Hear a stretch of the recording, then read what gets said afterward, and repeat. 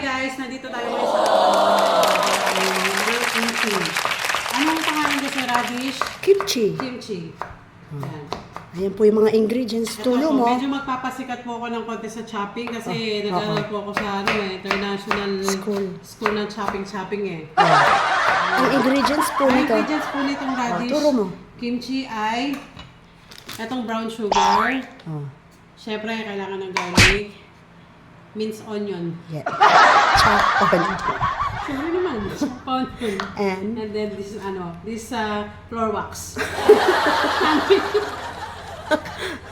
pepper, flakes, Pepper powder. flakes powder. Pepper, chili flakes powder. Kalakal na. Salt.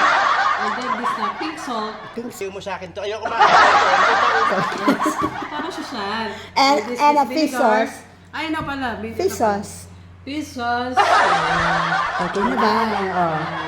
And then chopping na. Ayan. Tapos, Abangan nyo to sa aming vlog, mga madam. okay na. Baka Oh, pag ay, dumating ang araw po, ito na yung magiging next na career ni Tita Dang. Ang paggawa ng kimchi. Meron naman kami supplier ng ng radish. Shout out, June, Maglalok! mga cabbage, pechay bagyo. June and Mao, Bagyo, Gulay.